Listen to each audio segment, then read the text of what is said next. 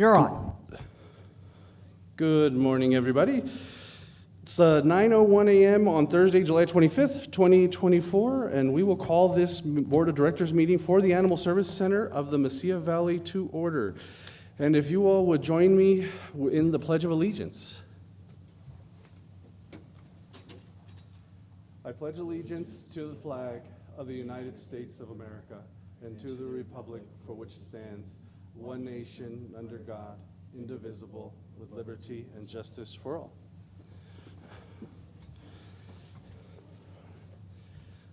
All right, so we'll take a roll call. All right, ex officio member Ward. Present. Ex officio member Bencomo. Present. Board member Campbell. Present. Board member Williams. Present. Counselor, board member Gates. Here. All right, board member Peck. Here. Oh, I apologize. Sorry about that. So one of the things for our new board members, if you press the speak button, only 3 can speak at a time. And so what we'd ask is that if you're not speaking, go ahead and turn it off because only 3 are live at the time. And then if anybody wants to speak, you won't be able to. So this will be it's always one of the fun pieces here in City Council chambers. So thank you. All right, we registered Board Member Peck as present. Vice Chair Sheldon Hernandez. Here. Thank you. And we have at the moment Counselor Becky Corrin, who is absent today. And so we do have a quorum. Before we get to agenda item number 3, which is acceptance of the agenda, I did want to note and welcome our new board members. We have from the City of Las Cruces public members Jess Williams and Jennifer Gates. Welcome. And from the county, we have Ms. Joan Campbell and Mr. Patrick Peck. So thank you all for joining us.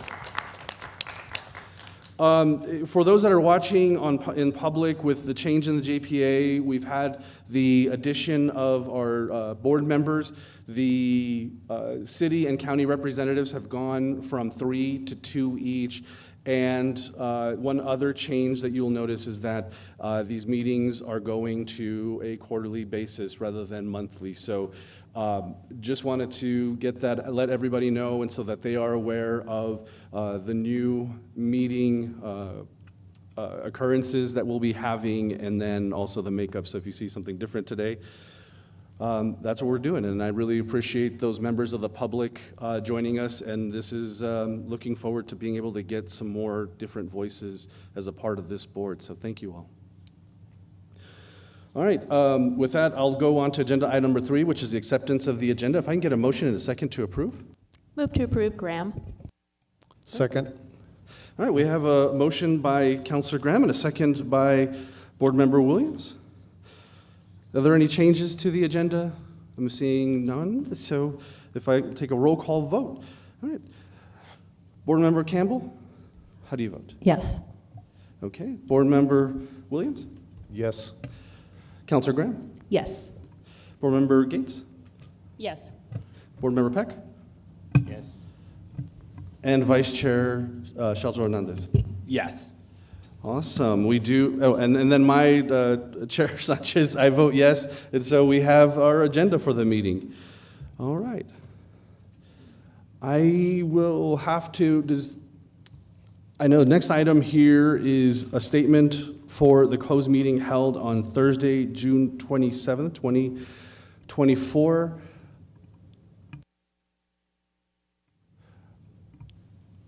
And I will apologize that I don't have that full statement. I will have to, at least for now, and if we need to do this on the record to let people know who was in attendance, we'll have to get that corrected. But at least for now, let me state that the only things that were discussed in the closed session on June 27th, 2024 were those noted in the agenda, which were around the evaluation of the executive director, Clinton Thacker.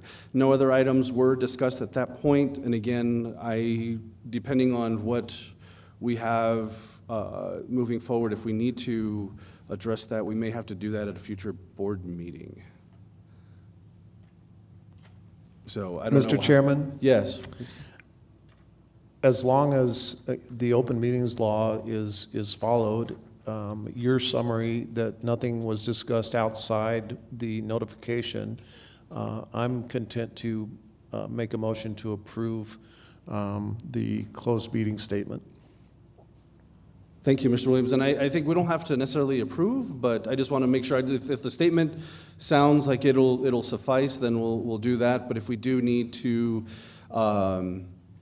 address it, then we can, but, okay. Okay, thank you.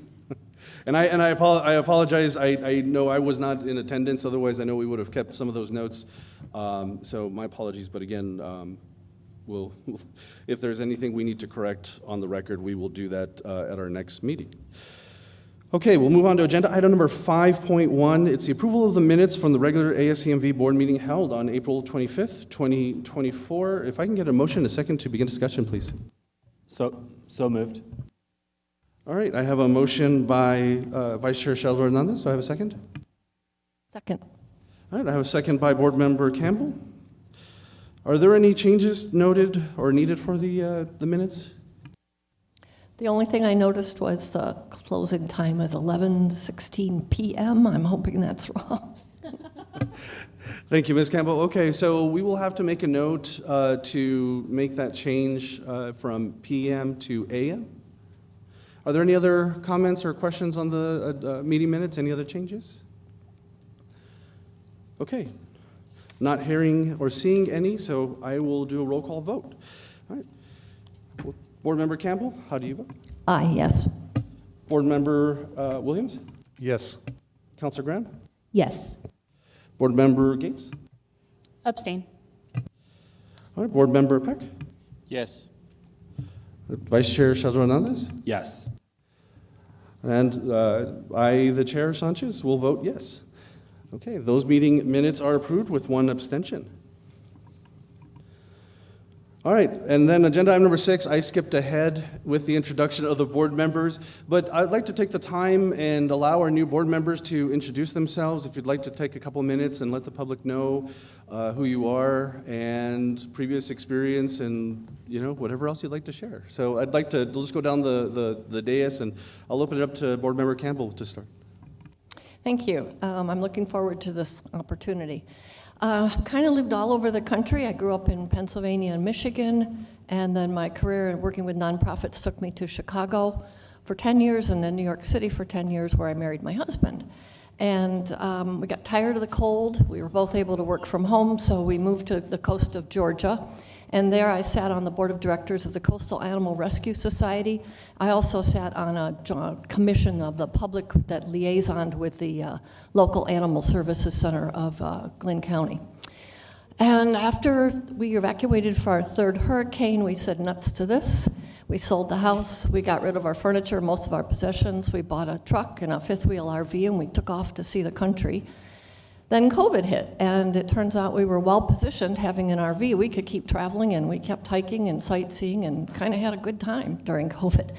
2 years into COVID, we stopped through Las Cruces, fell in love with the area, and we've retired, and this is our permanent home now, and we're looking forward to it. Great, thank you and welcome. Board Member Williams. Thank you, Chairman. I was born and raised here in Las Cruces. I spent 21 years working for Doña Ana County as the Director of Public Information. I served on this board for 9 years, 3 times as chairman and 4 times as vice chairman, I believe. So I'm very familiar with the work that we're doing and the importance of the work that we're doing. I'm familiar with the city and county animal control folks, with Mr. Thacker and his staff, and I'm eager to hit the ground running and to continue this important work for saving animals to the greatest extent possible in our community. And I'm very grateful for the opportunity to serve on this board again. Thank you. Thank you, Board Member Williams. Board Member Gates. Hello, I'm incredibly nervous, but my name is Jennifer Gates. You can just call me Jennifer. I use they, them pronouns. So I've been volunteering in animal welfare for about 20 years. I came to Las Cruces from Chicago about 4 years ago in the height of the pandemic, decided that I was done with being indoors for depressing winters. So good change being out here in Las Cruces. So my volunteer experience has been, more the hands-on enrichment, fostering, hospice fostering, medical, and I've done some community outreach with programs like One Tail at a Time's Chicagoland Rescue Intervention Support Program, otherwise known as CRISP, which is a diversion program at Chicago Animal Care and Control. Amazing program, one of my favorite things to do. Professionally, I'm in technology. I'm a data person. I have always been a data-driven decision maker, both in my personal life, unfortunately, as well as my professional. And I love optimizing process. Again, like I said, data, technology, I'm a nerd. Personally, I actually coach roller derby in Ciudad Juarez, and I'll drop into the Las Cruces League when I have a chance to skate. And I have 2 pets. One is Monster, who was adopted from Truth or Consequences. He's about 5 years old, a dog. And then Otis is a 17-year-old spicy cat, and he was networked to me through Broken Promises Southwest about 2 years ago. So I am incredibly honored to be serving on this board, and I really hope that all of my experience will bring a lot to this board, and we can get a lot of stuff done. Thank you, Board Member Gates. All right, Board Member Peck. Good morning, everybody. Those of you that don't know me, my name is Patrick Peck. I'm the Executive Director of the South Central Solid Waste Authority and a resident of Doña Ana County for the last almost 35 years.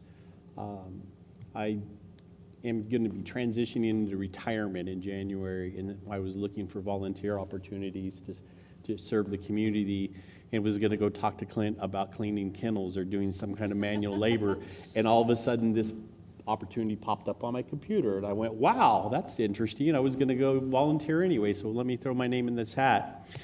As far as my experience with animals and animal welfare, I have a bachelor's degree from Cal Poly Pomona in agricultural business management. I've been involved in ranching and horses, and latest venture was raising puppies for guide dogs for the blind and placing service dogs into families and of blind people.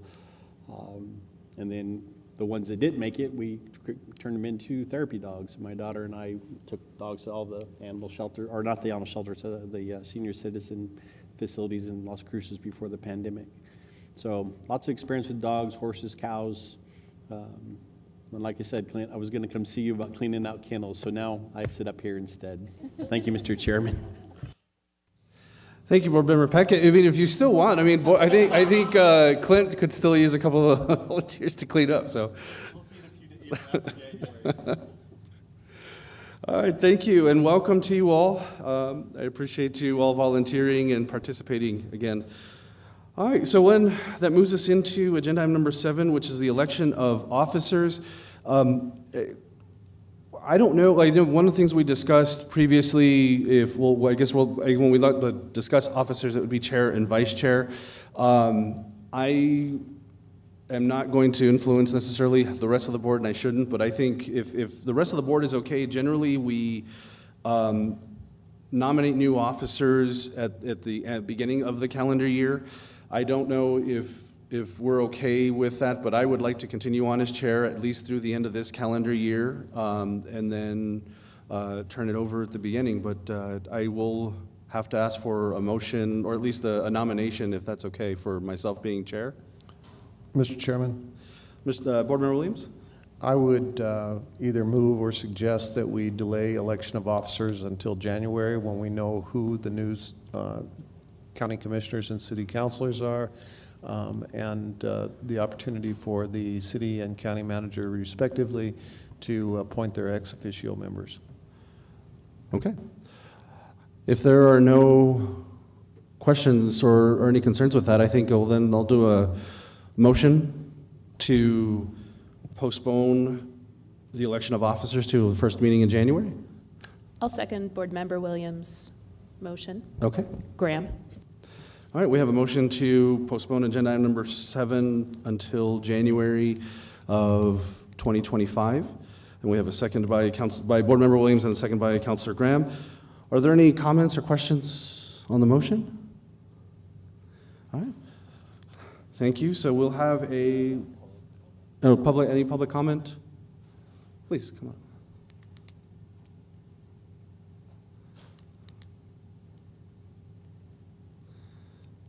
Good morning. If you would state your name for the record, please.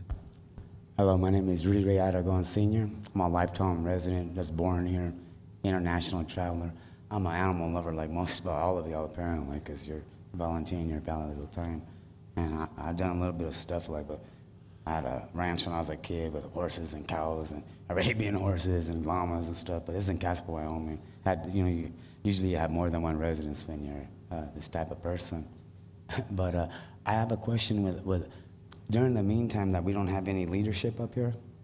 You're talking about like six months and no leadership, half a year, but there's no vote. Because if you're saying that we're not, I know we have you guys up here, but what I'm trying to say is I don't understand why we're gonna wait for another 6 months, half a year to get leadership.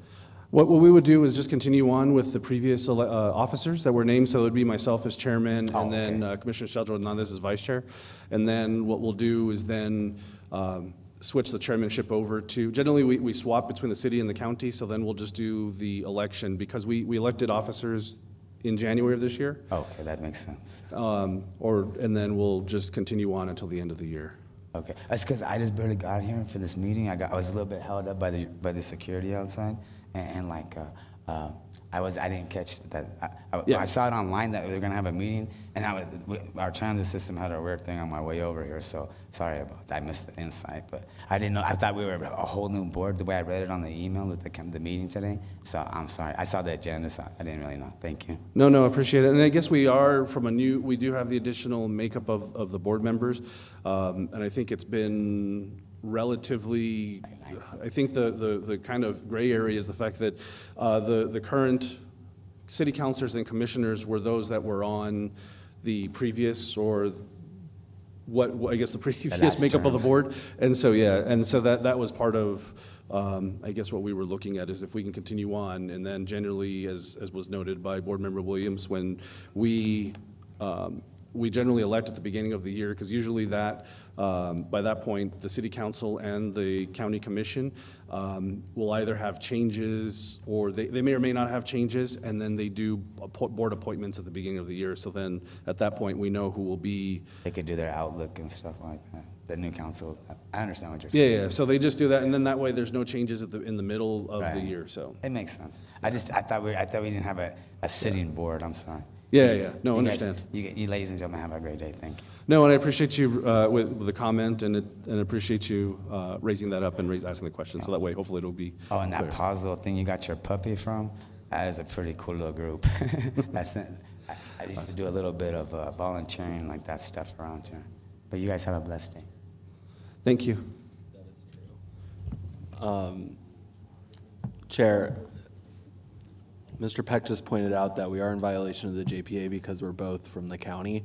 So we actually might need to elect a vice chair from the city just to be in compliance.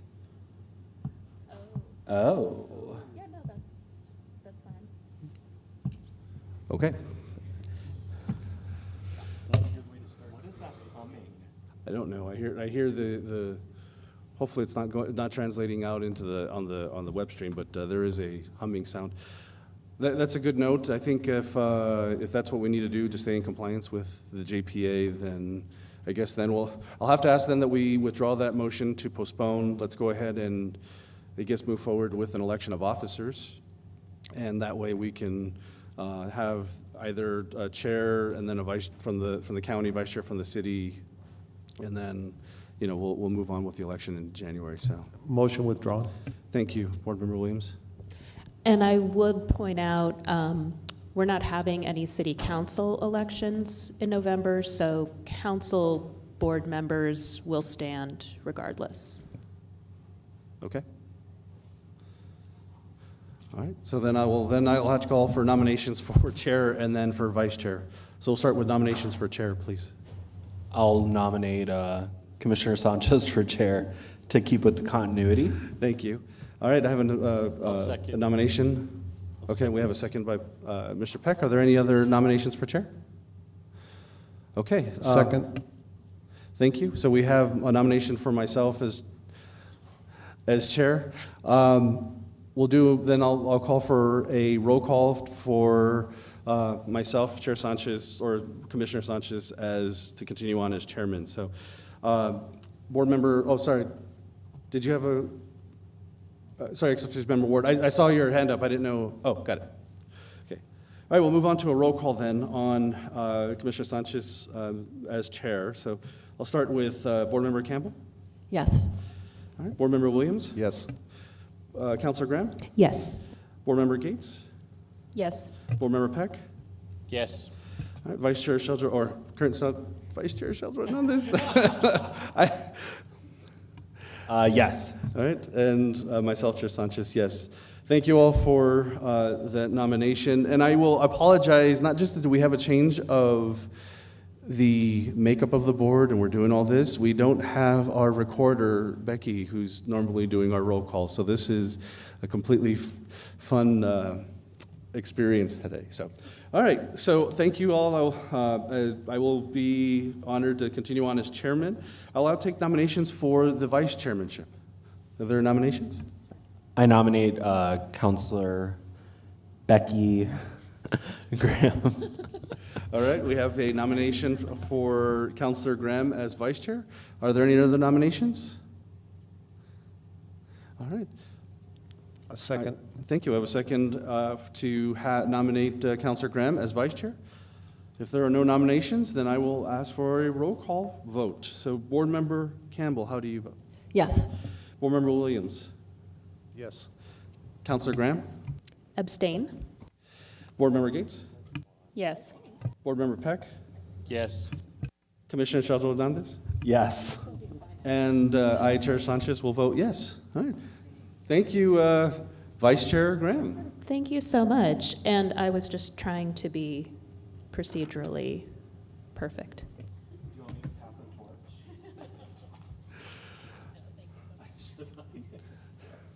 All right, so now that we have our chair and vice chair, then we'll move on now to our committee member appointments. So there are three committees that currently exist within the ASCMV. The first is the executive committee, which is usually, which has been, I think, per the JPA, made up of the chair, vice chair, and outgoing chair. I don't know, Clint, I'll have to double check, but I don't know, are there any other appointments on that, or is that, no, okay.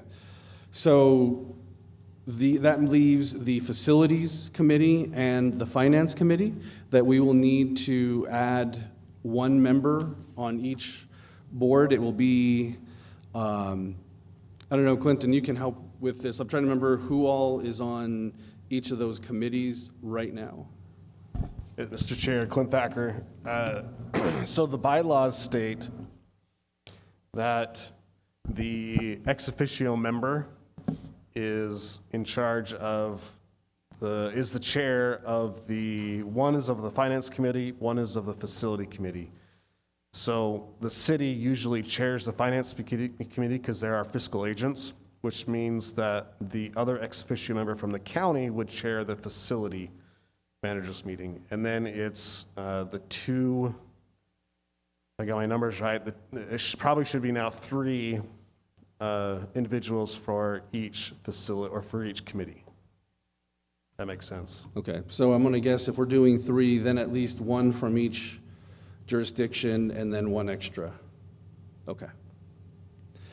All right, so I know we have our ex officio members, so we are already considered part of each of those committees. I know Ms. Ex officio member Bencomo will be chairing the finance committee.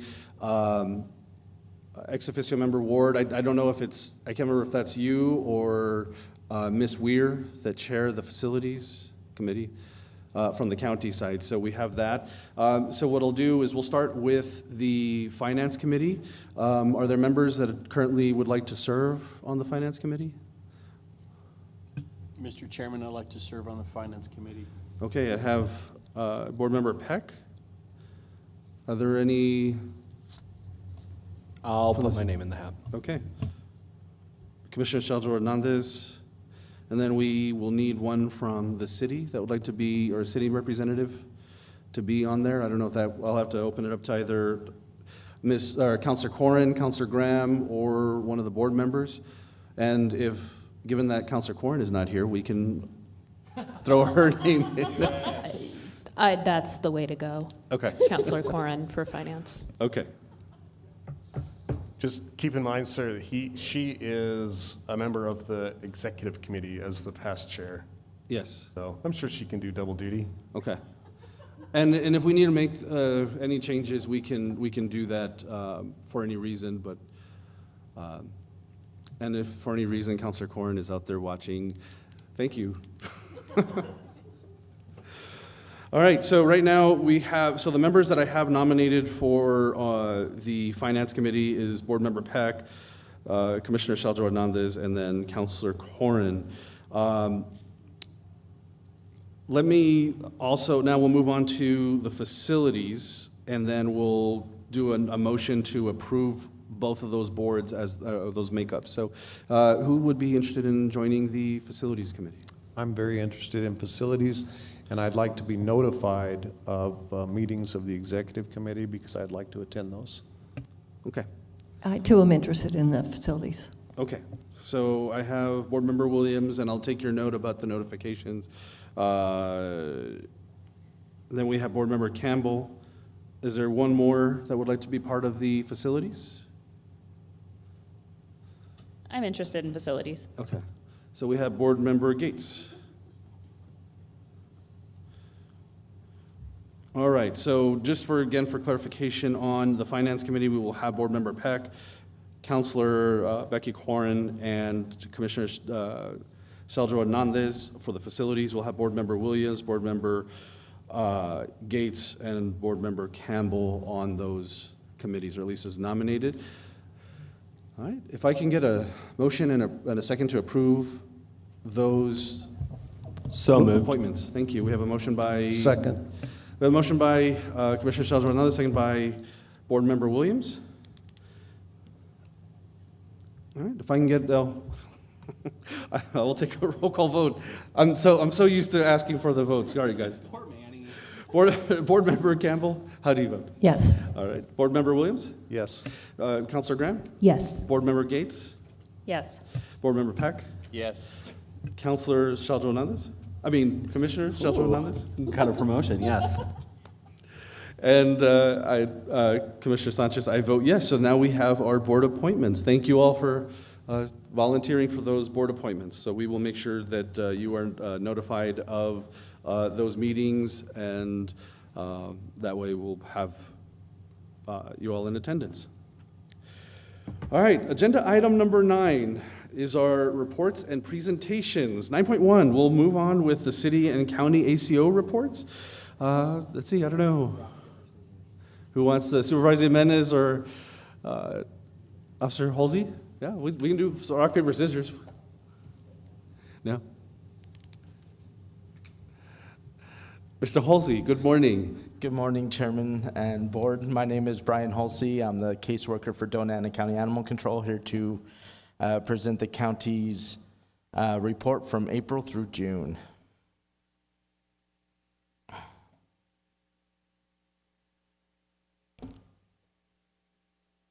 So this is going to be a little different for us since it's the 3-month one. This is the way we decided to go. So it's going to have numbers both separated for all 3 months, but all 3 combined as well.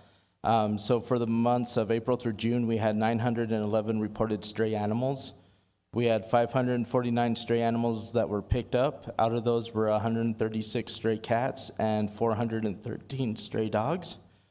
We had 44 sick or injured animals. Out of those were 27 cats and 17 dogs.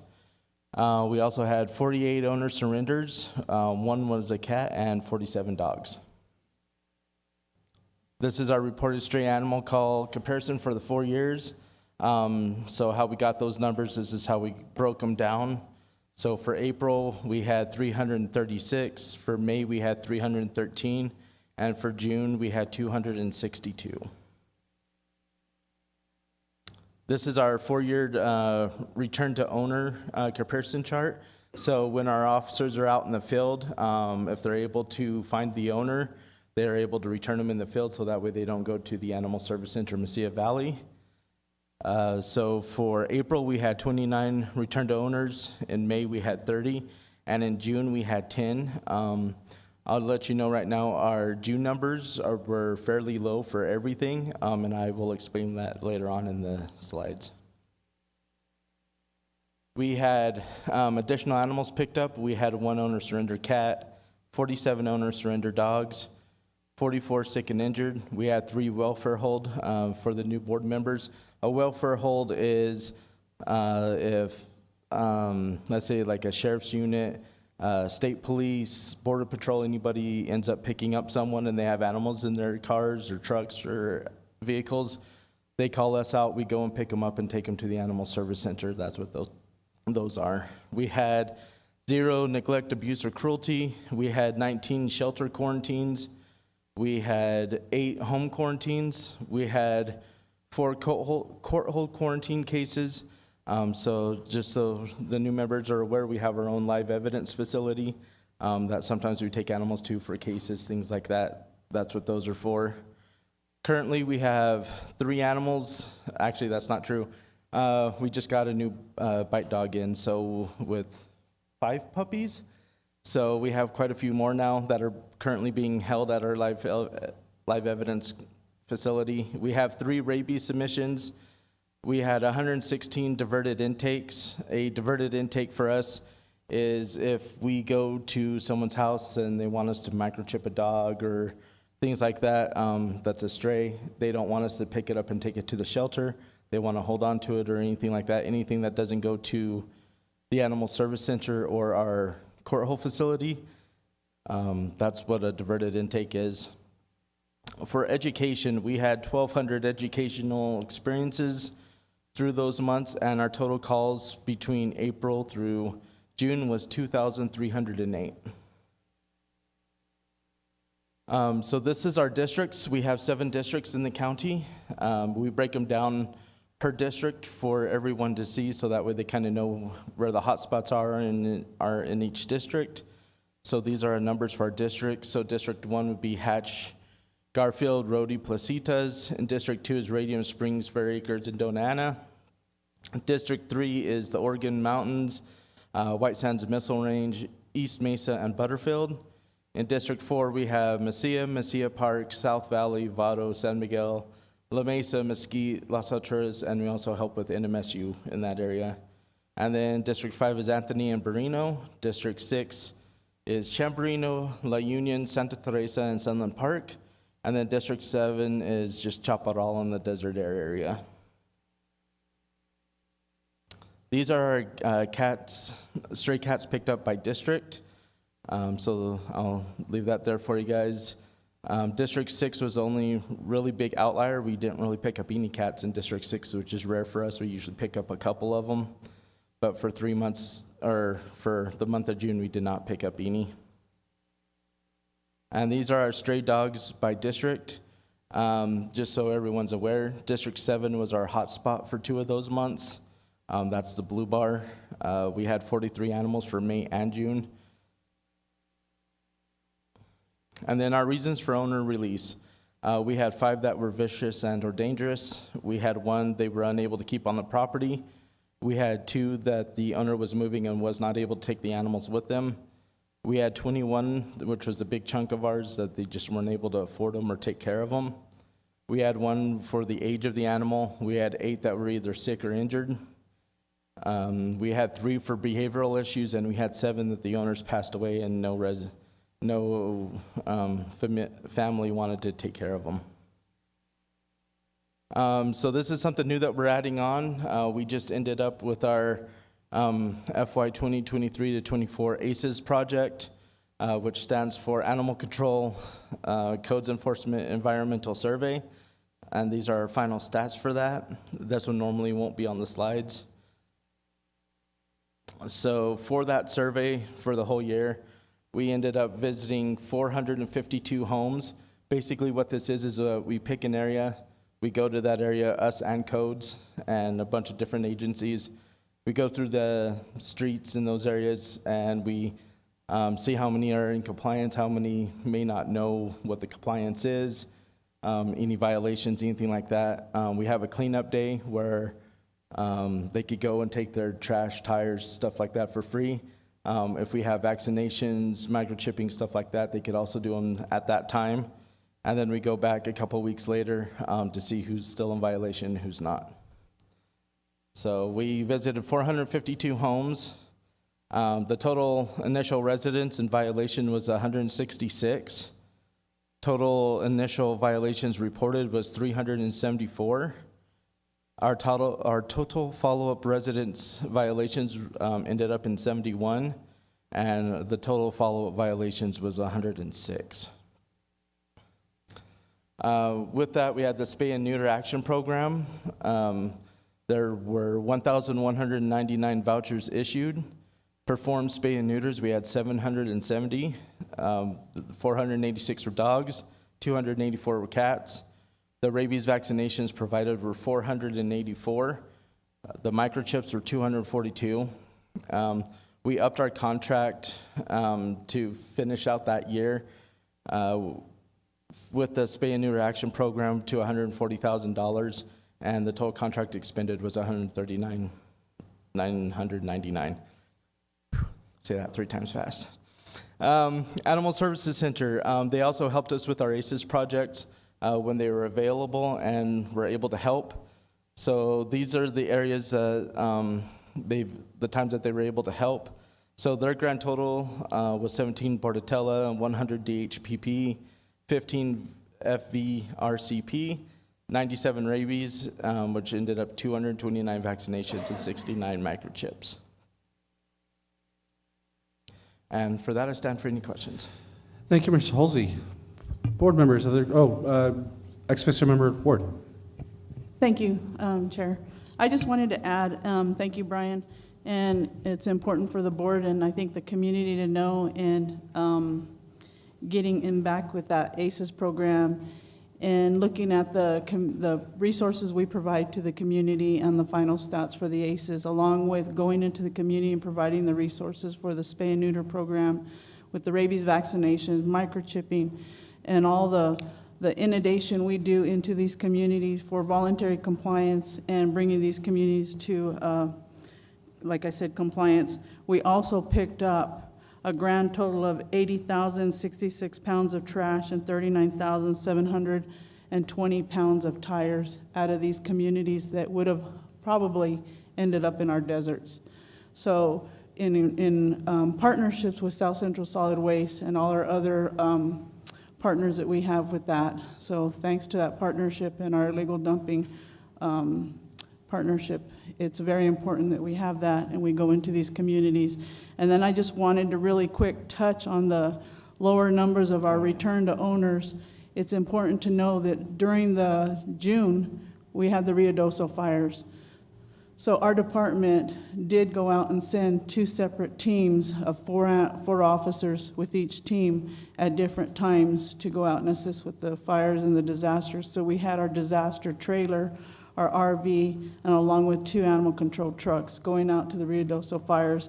And that time, the officers assisted and cared for more than 50 animals with temporary and emergency animal shelters in that area. They provided housing and reunification and enrichment services to the residents of Ruidoso. They also gave into that community over 480 hours of service to that during that time. That's just the animal control portion of the county, not to mention fire and other OEM services that the county also provided. That's just our section of that. So I wanted to add that to that. Thank you. Thank you. I appreciate that and helping, I think, clarify not just the numbers, but I think also the assistance that was provided by the department, and we appreciate it. So thank you so much for that, and thank you for sharing that, ex-officio member Ward. Are there any other questions from the board, comments? I just had a... Please go ahead, Board Member Gates, please. I just had a quick question. So first of all, the vaccine clinics that you all provide, is that low cost or is that free? Are you talking for this? This Yes. one that's up? So this was actually during our ACES project that the Animal Service Center of Mesilla Valley was actually able to come out and do. I believe we do those for, is it free? I'm not 100% sure. So the Animal Services Center, Mesilla Valley, does their own services, or they do have a fee. But the Doñana County has a program where they provide free rabies vaccination, microchipping, and spay and neutering through the SNAP program. You do have to go in and qualify for that, but we do provide that to the constituents of Doñana County, and they provide up to 6 animals per household.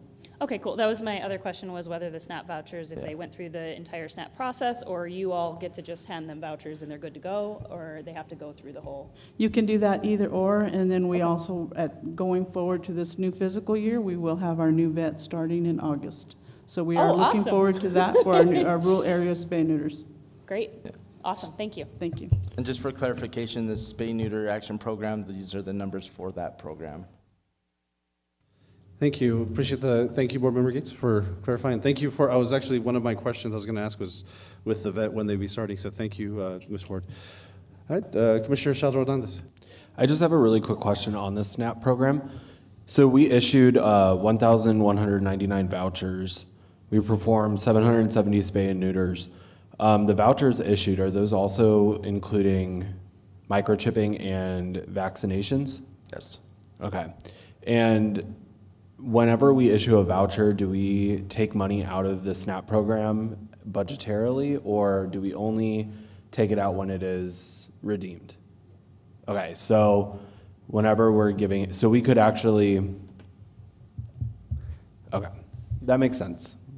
I appreciate that. And just for a little bit more clarification, I know between around June to July, because the money was running out, they were getting more vouchers to start for the beginning of the new fiscal year. So they're already in that process of probably redeeming those. And then just another quick question on that. So the amount that we are paying out for spay and neuters has been set for years. When's the last time we looked at that amount? I don't think we've actually sat back and looked at that amount. It's set at 99,000 for each fiscal year. And then, of course, last year, it was approved to move it up a little bit more to get them over to the end of the fiscal year because we had such a good response to that. Okay, that's perfect. Thank you. And I would like to include that also the officers, when they go out to just do like a service call, maybe an animal running at large, and then they try to hold that person accountable, they're also including maybe intact permits or holding that person accountable with getting that animal fixed. They provide that information for SNAP, so then in turn, those numbers go into the SNAP, the spay and neuter vouchers. All right, thank you so much. I appreciate that. Thank you, Commissioner. Are there any other questions or comments for Mr. Halsey? All right. Thank you, sir. Thank you. I just wanted to add one more thing that I forgot to add. Also with the May to June, we also had a little bit more issues with our calls of service because we had several members start their training for the animal cruelty investigation training. So they did the first part of that, so that took a good week out of our office as well for members to do that. So I just wanted to clarify that part as well. Thank you for sharing that. Appreciate it.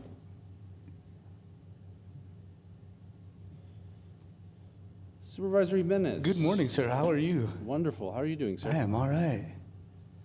I'm a little disappointed that Mr. Halsey didn't want to participate, didn't want to do rock, paper, scissors with you, but. We just decided to keep it normal, so. Good morning, Mr. Chair, members of the board. My name is Gino Jimenez. I'm the Animal Control Supervisor for the City of Las Cruces. Just a quick opening to the new board members. You'll see that my report is much different than the county's. The reason being is through previous boards, this is what the city council has requested of me for my numbers, and his is what the county commissioners have asked of him. So I will begin. So for the month of June, we responded to 379 stray calls. Of those, 181 were GOA. GOA meaning the officer did not have any contact with that animal, so we didn't apprehend that one. We were able to apprehend 198 animals. 159 were impounded at the Animal Service Center, 94 were dogs, and 65 were cats. We were successful in field RTOing 39 back to their owner, and these were animals that had some sort of identification, and we took them back to the residents, and the owners took responsibility for them. We were unsuccessful in field RTOing 12. Again, those are animals that had some sort of identification, however, they weren't home. For some reason, they couldn't intake them. And I'll go through that in a future slide. So we had a total of 51 identifiable animals. Here is our graph for a 3-year stray call comparison. As you can see, for June, we had 379 calls, bringing us to a total of 2,548 for the year. And you'll see in the highlighted below the bottom of the screen, these are my peak performance goals. Once a month or every month, I'm required to give my numbers to my administration that passes it up to City Council, and we have 4 peak performance goals that we try to meet on a monthly basis. I will go through them one by one, and number 1 is our peak performance goal of securing 65% of all strays. So for the month of June, we were able to secure 52%. So we did fall short of our peak performance goal. This is probably the hardest measure for us to obtain. I think in the 9 years that we have kept peak performance, we've only met it 2 or 3 times. So we strive to do it, but it's one of the most difficult. Next is our 3-year field RTO comparison. Again, for June, we field RTO'd 39, bringing us to a total of 236 for the year. Our peak performance goal number 2 is to be able to field RTO 25% of all identifiable animals. We fell short again, and that our goal or our measure last month was 17.7%. Our 2 other peak performance measures, 10% reduction in stray animal bites. For the month of June, in comparison to 2023, we had a 39% decrease in stray animal bites. We had 54 for this year so far, compared to 75 for the same running time of last year. We tried to obtain a 10% reduction in owner-victim bites. We had a 18.75 increase in owner-victim bites, bringing us 64 for the year so far, compared to the same time last year at 52. This is probably one of the peak performance measures that we're looking at changing, because other than educating people on animal behavior, there's no way that I can prevent your dog from biting you. It's one of those rare occasions where I'm there at that same time, at that same moment where the dog may bite you. So other than education and educating people on body behavior on animals, this one's almost unobtainable. That's why we're looking at changing this one. Here is our community cat program data. For the month of June, we responded to 43 calls for cats and traps. Of those, 6 were already community cats, so those were released, bringing us to a total, you'll see the cats and traps, to 362 for the year. We were able to release 46 so far this year. Next is our reasons for owner surrendering animals. 18 for dogs that the owner was unable to care for. 6 dogs were older 6. There was 4 euthanasia requests. 4 cats unable to care for. 2 dogs, the owner had just basically given up on them. They could no longer keep them home. The officers did spend time with these individuals and tried to help them fix the problem. However, at the end, they still chose to owner release their animals. 2 for lifestyle changes. This could be anything from a newborn in the house, moving, multiple of reasons for lifestyle changes. 2, the dog owner suddenly became afraid of him. And this was the same dog owner that released 1 cat. Unfortunately, she was having some episodes, and she did no longer feel safe with those 2 dogs and that cat. 1 cat for it bit the owner, 1 dog for killing livestock, 1 dog for behavioral changes, 1 dog for aggression, and again, the cat for the owner being afraid of it. Reasons that officers were unable to field RTO: 8, no contact by phone or at residence. 3, the microchips were not updated. 1, the dog owner gave it away, but never, the new owner or the old owner never updated that microchip. 1, which is a different one, and that's why I put it in here. The dog owner actually gave the dog away in Tucson. The registered owner gave it away in Tucson, and she had no idea how it got to Las Cruces. So somebody along the way didn't update the microchip. And then 1, the microchip was not registered. Finally, for June, we responded to 1,118 calls for service, bringing us to a grand total for the year of 6,848. Highlights for animal control. We attended Councilor Curran's Check the Chip event. The first one was held June 21st from 4 to 6 p.m. at the East Mesa Public Safety Complex.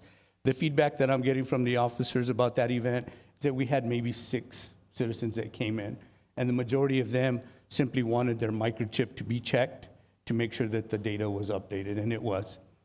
The next one was the following day at the Moose Lodge here at the Farmers Market. That one was held for 3 hours from 9 a.m. to 12.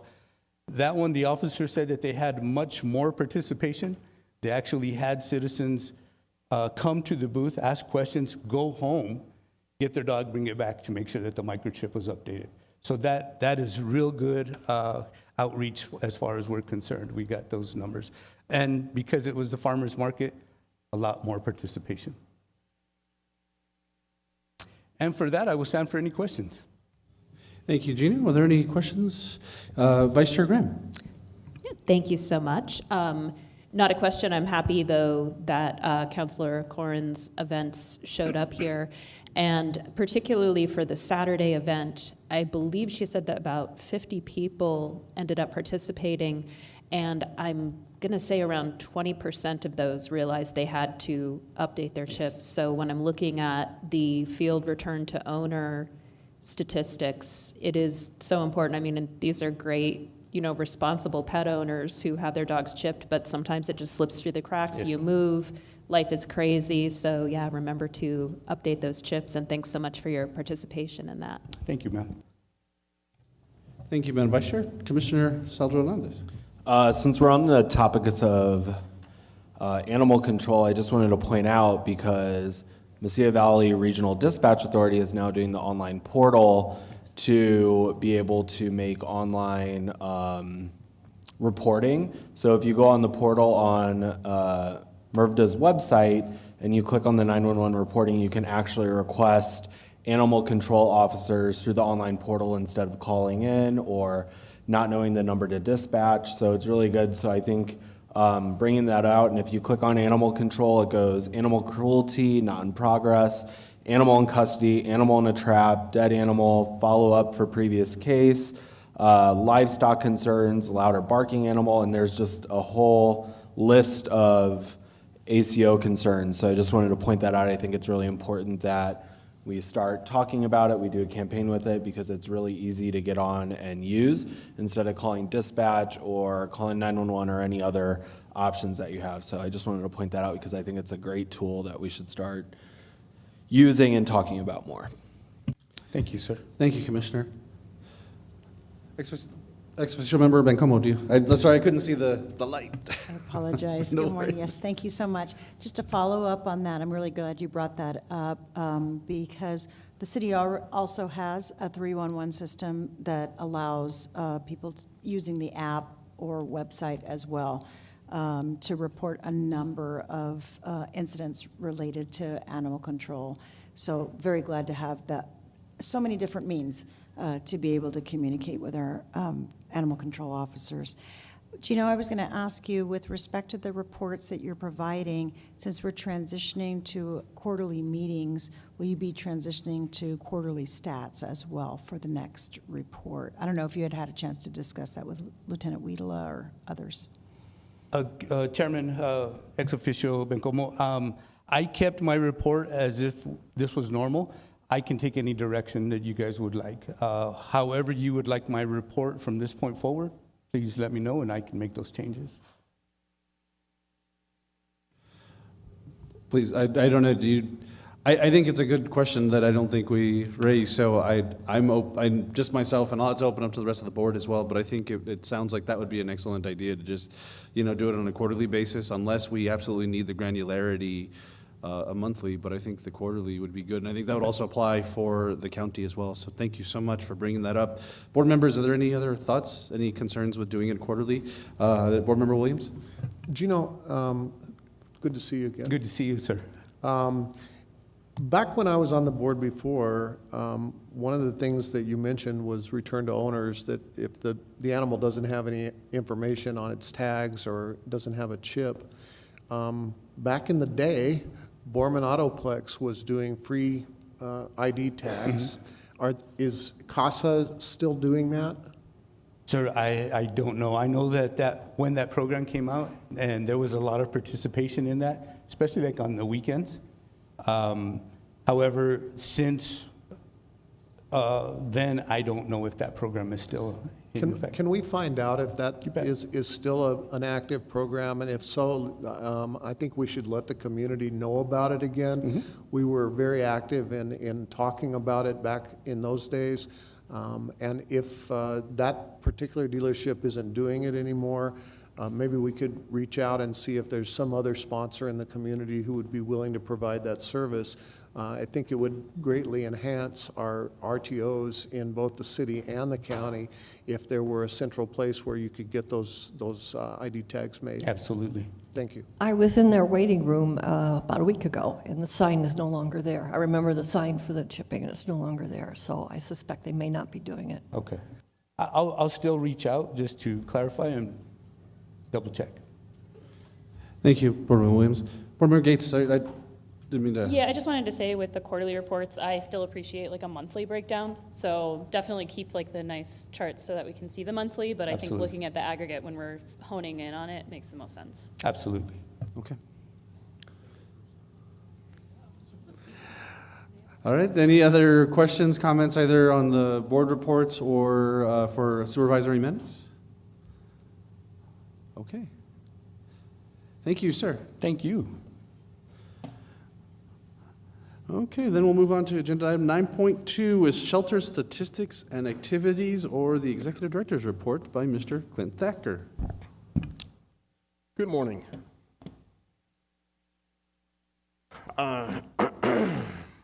Board Member Williams and the board, just so you know, I had a good conversation with Wilson Binkley, and they worked closely with the dealership that was there, and that machine has been removed because it's something to do with CASA not wanting to have the responsibility of the lease of the machine, because the machine was leased.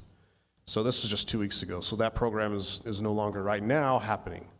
So, and you're right, if we can get somebody else to do it, it was a good resource. I utilized it with my daughter when she got her new pet, and I know many others did too.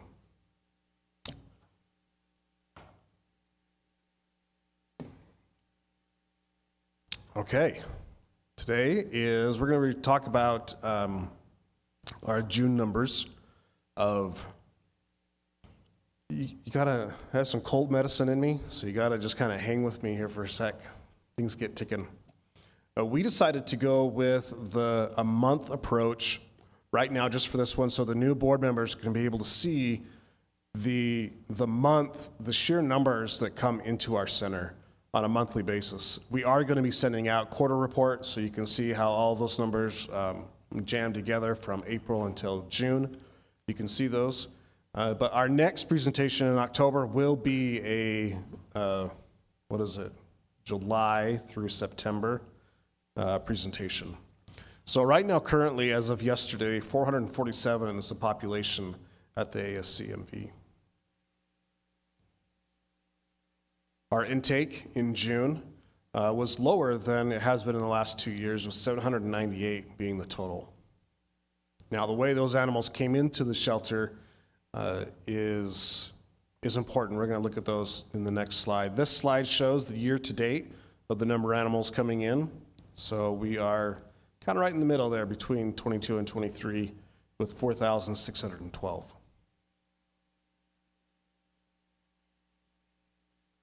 So this is the way the animals came in.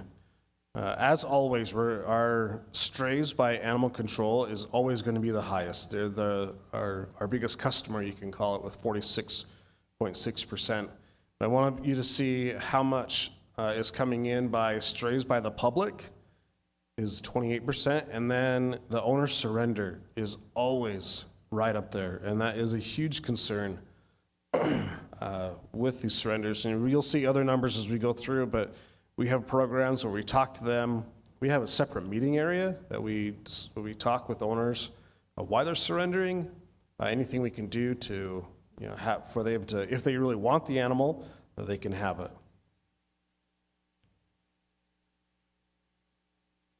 These are some adoption returns that came back to us in June. So we had 14 dogs.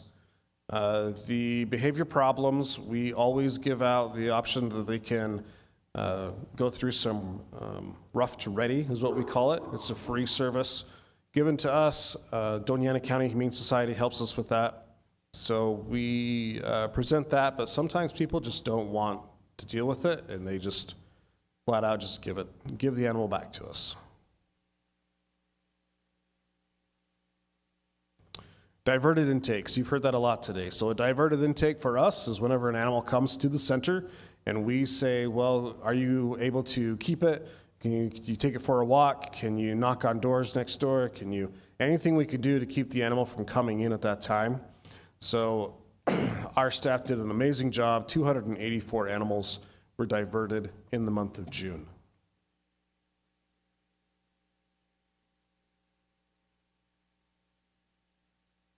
Now, these are the way those animals left the center. You'll see adoptions was at 27%, reclaims 8%, and so on.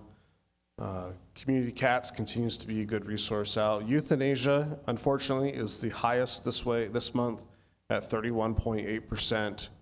That's the way that, so our live release rate, which means the number or the percentage of animals that left the center alive, a live release rate, is 68.2%.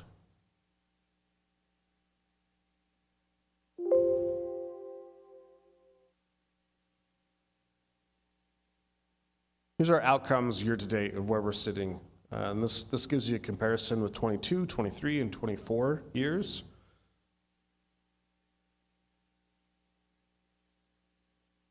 Thank goodness for our rescued and communities in the community, the local community taking our animals, and also out of state and further out. We so appreciate all that they do for us. And you'll see, I believe, the next slide there. But our live release rate year to date is looking at 66.7 or 66.9. We might as well call that 67%. Here are our rescues that we go through. Action Program for Animals always continues to be a great supporter of ours. Not only are they taking a lot of cats, but most of the time those cats are cats with issues, so injuries or heartworm or ringworm. So we appreciate them so very much. The Bernalillo County Animal Shelter always takes cats from us. We appreciate all that they do. They are a big supporter of us as well. Heading up there. Halo does quite a bit. However, they are ramping down a little bit. And they're down here. You see them with 46 dogs, 22 cats. So, but total 211 animals left the center through our rescues. Our euthanasias, again, Space General was the biggest reason for our dogs. This is, unfortunately, just no other reason than for space. These animals usually are less adoptable type animals, large breed. So unfortunate, but we have to make room for these animals that are coming in. Just to give you an idea, we post on Facebook every single day our numbers of the previous day. And the last 3 days, if I remember right, have been over 40 animals coming in every day. You can see the number one reason for cats is the failure to thrive, and that's mostly kittens this time of year. We'll get those little ones in.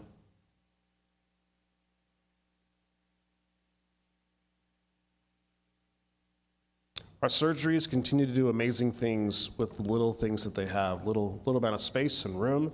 At 365 in the month of June, so year to date, they're over 2,000 surgeries they're performing. Other surgeries you see there is basically anything other than sterilization. So an abrasion or they might have to take a leg off or just stitch something up. So it's like a miscellaneous catch-all there. Our foster program continues to thrive. We've been really pushing it hard. Our foster coordinator, Vanessa, does an incredible job of getting animals out and also animals back in, meaning that people are accomplishing their foster, like getting animals to a certain weight so we can get them out and get them adopted. So thank you very much to her and all she does. But we have 79 active foster parents working, and then you'll see there over 158 animals out into foster. Our volunteers continue to do unbelievable work. We have a total of 3,600 hours year to date that is continuing to be given to us. 10 new volunteers joined us in the month of June. We're happy about that. 516 hours, and they continue to do amazing work. One thing that we are very happy and proud of is we are currently doing what's called dog play groups. These play groups are times when animals can get out into our secure play yards that we got, and they play with one another. Now you're thinking, oh no, we're gonna have fights and everything like that. In the months and months that we've been doing it, we've only had one really bad fight. And that's because it's a specific way that you bring the animals out, and also with the individuals inside. So all of our animals, or all of our handlers inside, have been trained. They've gone to what's called Dogs Playing for Life is the group. They came and gave our staff and also volunteers who'd like to, gave them training on how to hold these play groups. You don't just put dogs in, because then you're gonna have issues. But one at a time, animals come in, and it's just a constant rotation of these animals that come in. And 15 minutes of a play group with 20 other dogs is worth an hour walk, what it is. And so these animals then go mentally and physically exhausted. They go back into their kennels. They're not barking, they're not jumping. They're much more adoptable when they come through. So thank you very much to our volunteers that continue to do that. Our volunteers, just so you know, our volunteers do it 3 times a week. Yeah, 3 times a week. And our staff is starting to pick up where they're not doing it, our staff is starting to do it too. Excuse me. Our comparison of our visitors coming in is we're higher, and that's great. Over 1,900 individuals coming in. We contribute that to our Facebook. It's a lot more popular than it was. And also our media impact in Instagram, all the social media we're focusing on, so doing great. And speaking of Facebook visits, over 47,500. Instagram, click on the website. It's great information that we get from this. Impressions that's like a smiley face, happy, anytime somebody clicks an emoji there. But the website visits, we're always gearing people towards our new layout of our website, and we get great feedback from that. Everybody likes it. There's still the complaint. If you remember, we have the complaint of the way Shelter Love does the searching of the animals. So if you go in and you search and you narrow down, you want to see a female dog, and you click on a dog, Well, when you hit return, it takes you back, and you have to put that input all over again. And unfortunately, that's our shelter software called Shelter Love. That's the way that it does it. So we have reached out to them. They said they are aware of it, and it's on their list of changes. We have some great events coming up. Saturday the 27th, there's going to be adoptions at the Plaza de las Cruces. Sunday, August 4th, adoptions at the Nessa Cafe. The August 31st, we're going to be at Petco and also at Little Toad Creek at the same time. Our pets of the week, Dragon, here, 4.5-month-old, neutered male, and Buddy, who's been adopted. Fantastic. And I'll entertain any questions you may have.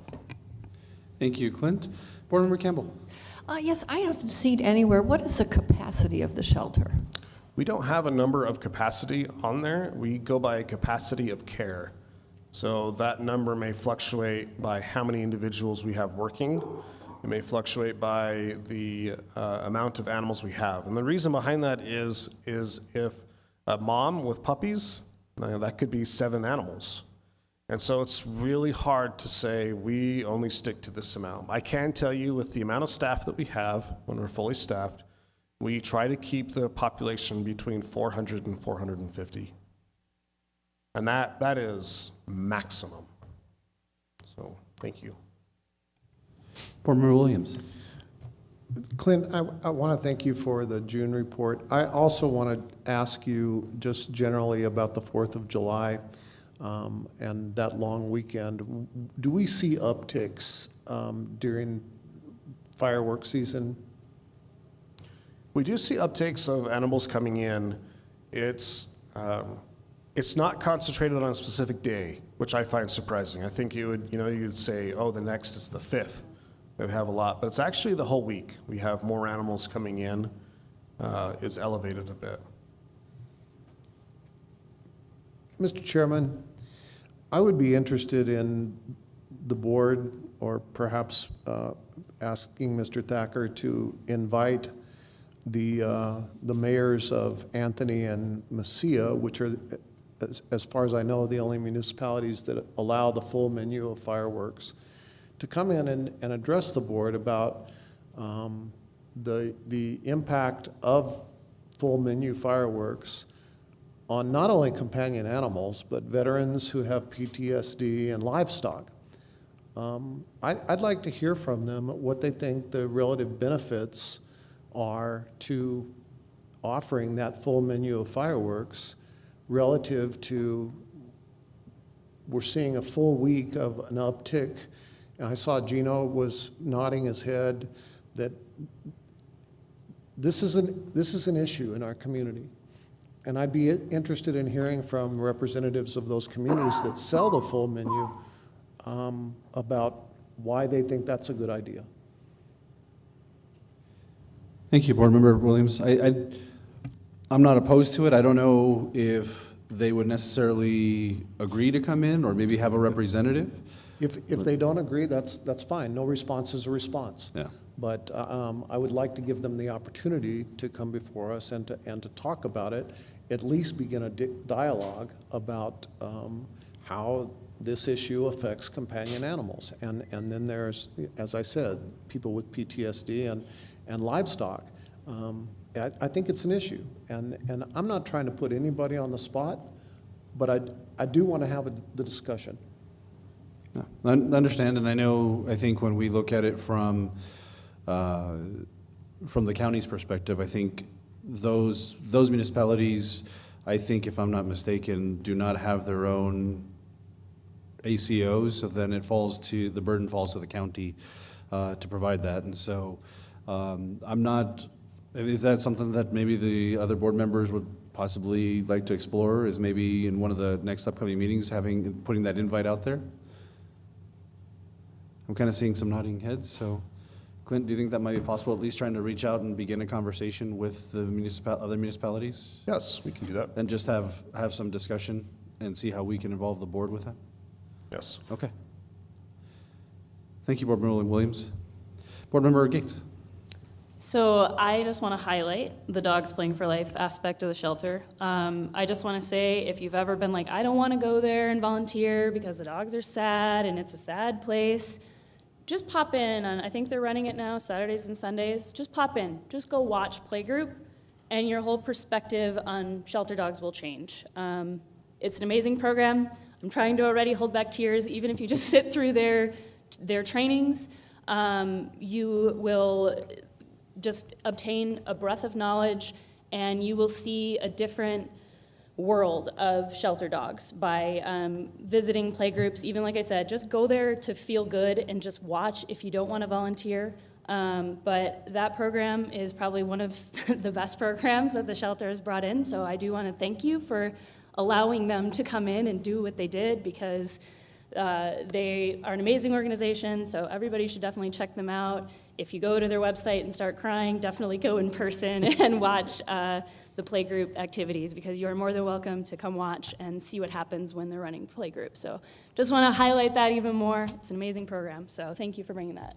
Board Member Gates, thank you very much. I do want to let you know that if you've ever seen animals communicate, it's all silent almost. And it is phenomenal to watch these animals, these dogs, communicate one with another.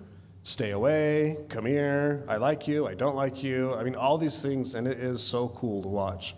Yeah, So yeah, it's a trip having 20-something dogs out there all at once and not having any issues. Everybody's playing. There's gonna be some that are just basking in the sun, chilling. There's gonna be some that are running around like crazy. So it's pretty neat. Yeah, Pretty neat to the see. biggest kind of plug that they have is that dogs learn best from other dogs. And I will tell you that dogs you would have never imagined, like you look at them and you're like, that dog is not gonna be okay out there. Guess what? You're wrong. Like it's wild. And not only that, if you're interested in adopting and you wanna, go and view this, like it is amazing. It will teach you a lot about the dog that you're interested in potentially adopting, especially in a shelter environment where you don't generally get that in a kennel or in a quick meet and greet. So highly recommend checking it out on, I believe, Saturdays and Sundays. Thank you, Board Member Gates. Appreciate that. Are there any other questions for Clint? Clint, just wondering, when you look at the animals that are returned to the ASCMV, are any of those fosters or are those full adoptions? Those are gonna be full adoptions. Okay. Yeah, if they're fosters, then they're still considered our property, and they're still fosters, Okay. so, yep. I think, I think one of the things that I'd like to see, and maybe we have further discussion, not this meeting, but, here in the future, is maybe having a better understanding of how, when we have those fosters, if they run into any issues and can't, may need to return those animals, I understand kind of the process that we follow for that, but I think, like I said, I don't think we need to discuss it right now, but I think maybe we can bring that at either a future meeting, and maybe at least for myself, maybe I can become better educated on the processes that we follow. There's a really good way that you can become educated on the way the foster program works. Just saying. Well. But yeah, we will definitely have a good conversation about that later. Okay. Thank you, Clint. Thank you. All right, Board Member Gates. Oh, hold on. Sorry, Clint. I have one, sorry. I know at the last board meeting, someone had asked about better tracking of diversions, and I think this also actually applies at least to county.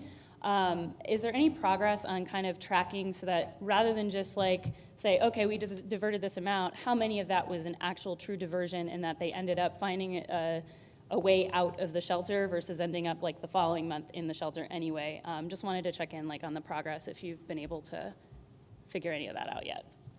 Board Member Gates, that's a great question, $1 million question right now. We're having a very hard time with our shelter load software. Doesn't allow us to put an animal in and then follow up with it later. So it all have to be done by hand.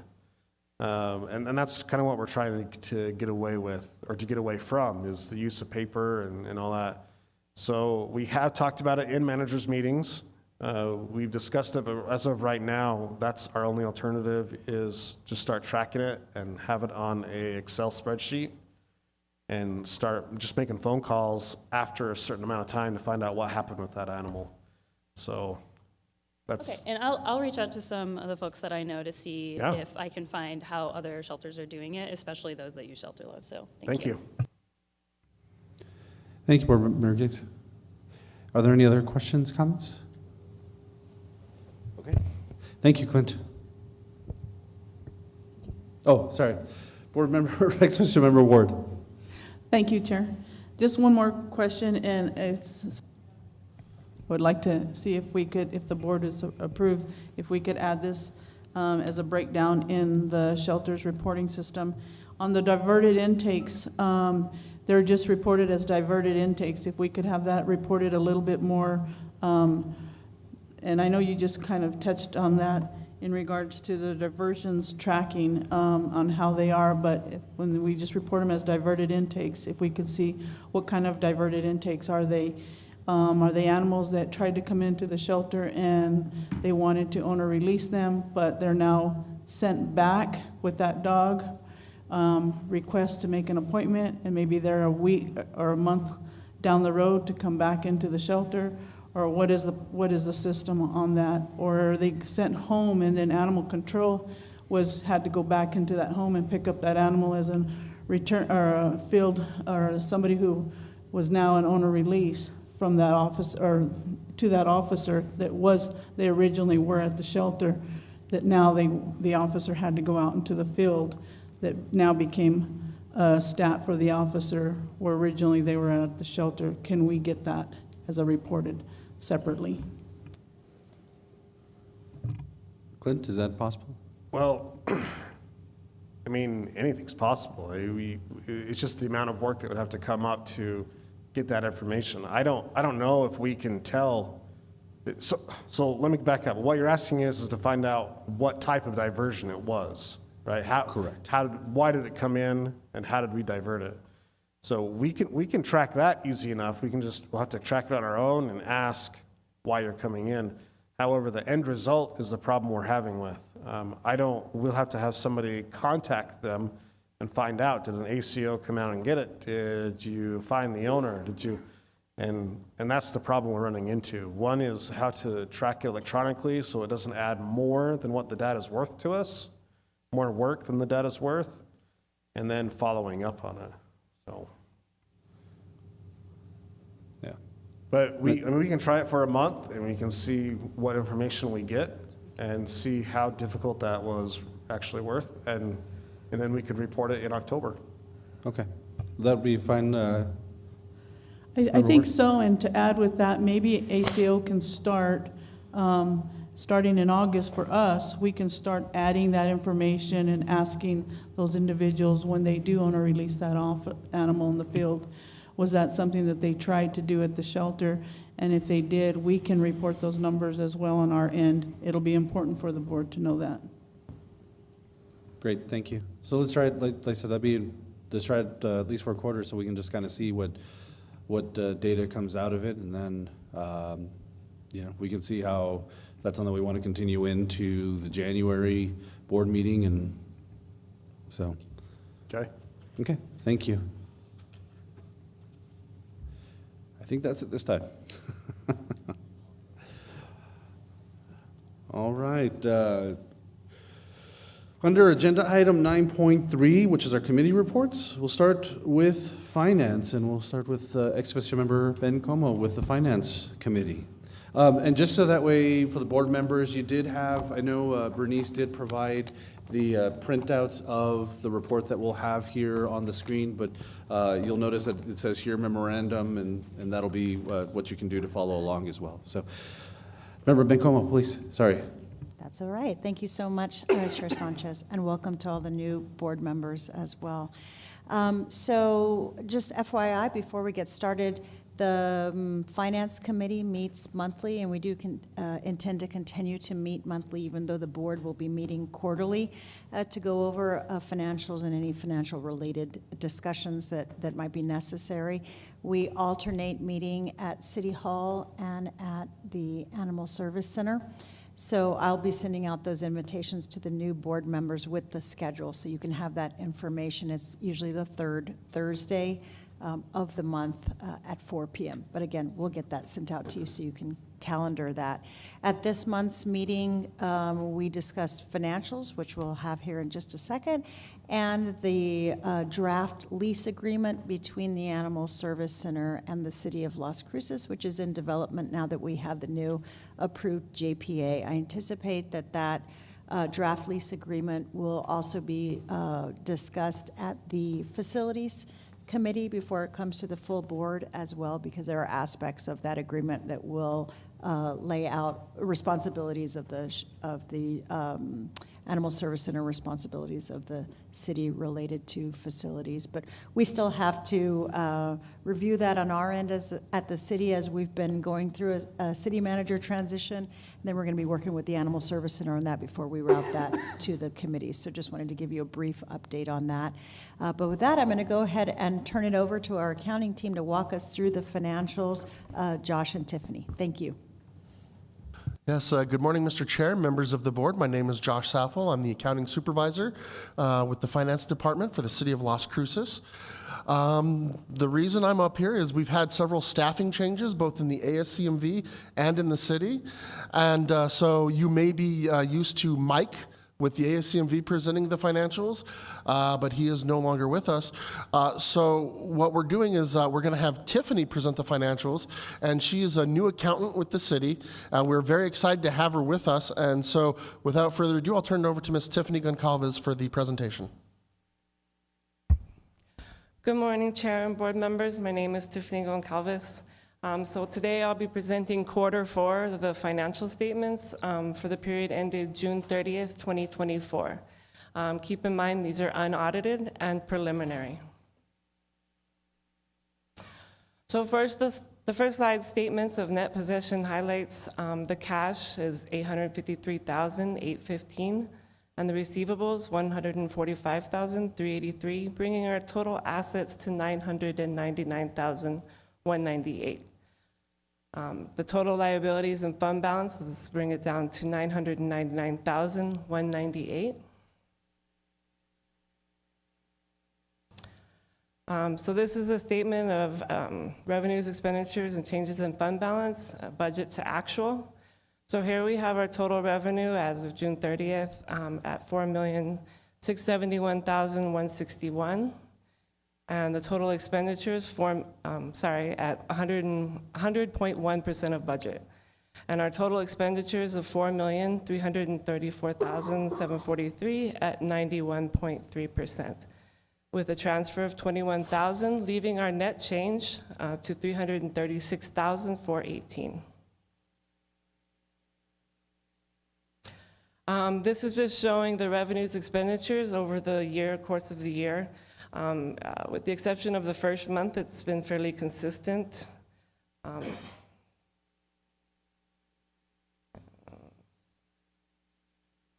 And here is just another graph showing the percentage of the total expenditures, a breakdown of it with the total expenditures with the $4,334,000. And I will stand for any questions. Thank you. Are there any questions on the financials, board members?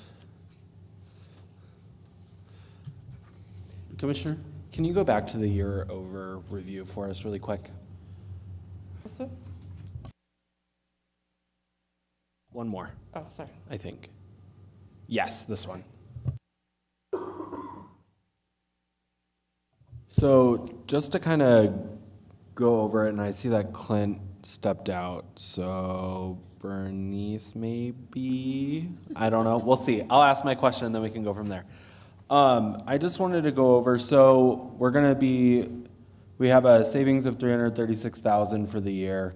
We're going to be going into the next budgetary year, which we asked for an increase, but I believe we sat still on the budget year over year.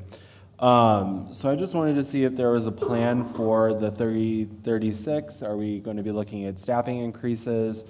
What is kind of the plan? Because I know that staffing was a huge concern during the budget cycle last time that we talked. So I just see that there's a large savings, and I just want to know what we can do, what are we attributing it to, and what are the plans? Bernice Navarro. And I do know that Clint mentioned at our Finance Committee meeting that he does have, they're starting to formulate some ideas, some plans. I don't want to misspeak. I think part of it has to do with the medical facility part, but I'm not sure, but I'll let him go ahead. But I do think he has some thoughts as to what's coming up, so. And I'd be kind of curious, Commissioner, I think one of the things that we had discussed previously is when we did approve the increase in benefit, or not benefits, but the increase in pay for the employees.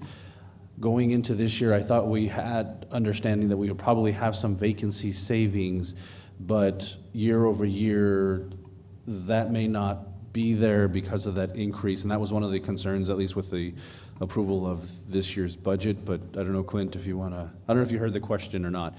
So the question Commissioner Sheldon Hernandez had asked was, with benefits and salaries being at the 93.3 parameter on the screen, and we had a savings of $336,000.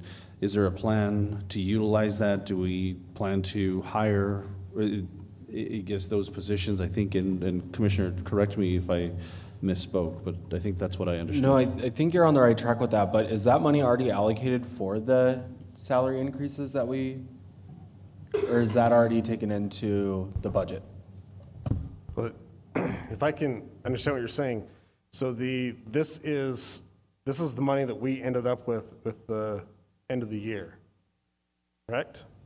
So this is the money that you ended up with at the end of the year. Is this part of the salary plan that we talked about at a previous meeting? No, this is not. Not that I'm aware of, no. This is money left over from all the departments at the end of the year. And we do have plans for that money. It was urged in my evaluation to start a capital improvement plan. So that's some of this money will be moved into a capital improvement fund, 7441. So yeah, there are plans for that money. We also would like to have areas of that 1/12 in place, and we also have issues of having other monies that, for instance, we are self-insured right now. So we need to have that backfall there too. So, okay, so this budget included the salary increases that we did at the previous meeting. This budget you're seeing here now, no, it does not. So because it's last year's budget. It's not the budget we're currently in now. okay, so is any of this $336,000 going towards that? Yeah, I'm sorry, I don't understand the question that Josie said she can answer. Good morning. My name is Josie Trevino. I'm the comptroller for the city. So for FY25 beginning fund balance, we estimated that it was going to be $599,000. With this change of $336,000, it brings the FY25 fund balance, beginning fund balance to $556,933. So we're still short, although we did have an increase, we're still short of $40,000 of what we had estimated we were going to start the fiscal year 25. We're short 40,000. Yes, which is overall budget. Overall budget, which is pretty good because originally they did budget that FY24 was going to have a loss of 81,000. So this, if you go into page 2 of your financials,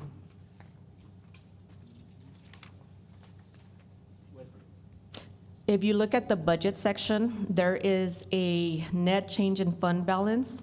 So what originally when they did their FY24 budget, they had estimated they were going to have a loss of 81,000. What actually ended up happening was 336,000. When we did start working into the FY25 budget, they estimate what their revenues are going to come in at, what their expenses are going to end at. So they did, with those estimations, they ended up ending with a fund balance of 599,000.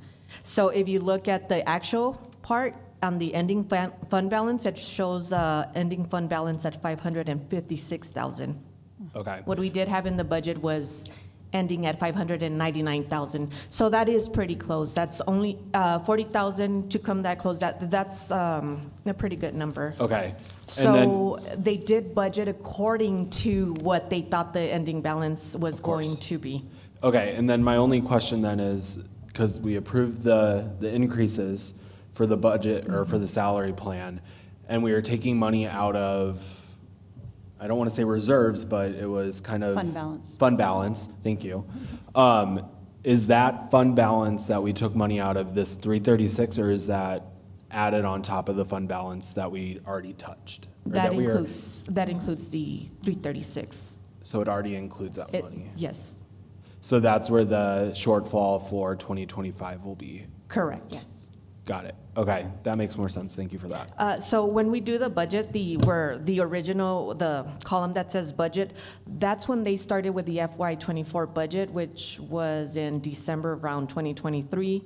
Once they started the FY25 budget, that would have been recently when they were doing their budget setup. So you got a better idea of during the year of how you're actually going to end up. So they ended up a lot better than what they had originally started their budget with. Okay, I just wasn't sure if we were including any of those in this, in the budget for the rest of 24 or not, but that makes more sense. Thank you for clarifying. I appreciate that. Yes, we just verified with our budget analyst to see what their beginning balance was, and it is 599, so it's pretty close to it. And again, this is preliminary. We are still doing, paying off some bills. So this number may go down a little bit, or if there's any revenue comes in, it might go up a little. I appreciate that. Thank you. Thank you, Mr. Vino. Board Member Bencomo, I don't know, I saw your light on earlier, so I didn't know if you had anything else to add. Or... Thank you, Chair Sanchez. No, thank you, Josie, for coming down. I actually was going to emphasize the preliminary nature of the numbers as well. Just to let you know, it takes us time to close out the books on the fiscal year. So even though this is for the period through June, we do take at least another month to take into account all other transactions that might come in. And so we won't have final numbers for some time, but we did, of course, want to present the preliminaries to you today. Thank you.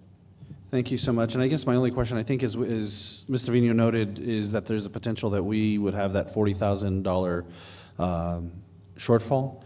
I guess my question and thought would be is that we probably maybe during the January meeting, maybe like during mid-year review of the budget, would we kind of see at that point where we stand and see if there's any chance we've made up that deficit with other savings, or would we then go back, or before we have to address or at least figure out where we can make that up, whether that's through something joined between the city and the county to make those revenues up, but just not sure exactly how else we want to do it or when we would address it. So thank you, Chair Sanchez. I think that's one of the reasons that the Finance Committee does continue to meet monthly, because we're tracking very closely the revenues and expenditures and the final fiscal year-end close. Of course, if there's a necessary budget adjustment that might need to come forward, then we'll work with the Animal Service Center to prepare that for the board's consideration. Great, thank you for the clarification. Are there any other questions on the finance reports? Okay. Great, thank you so much. Thank you.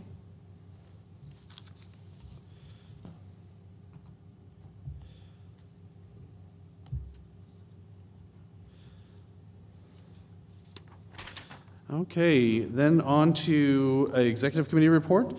That meeting was held on the last Tuesday, the 16th at 8:30 in the morning. The members that were present were myself, Commissioner Sheldon Hernandez, and Councilor Corin, along with Clint. The only things that we really discussed were yes, sorry.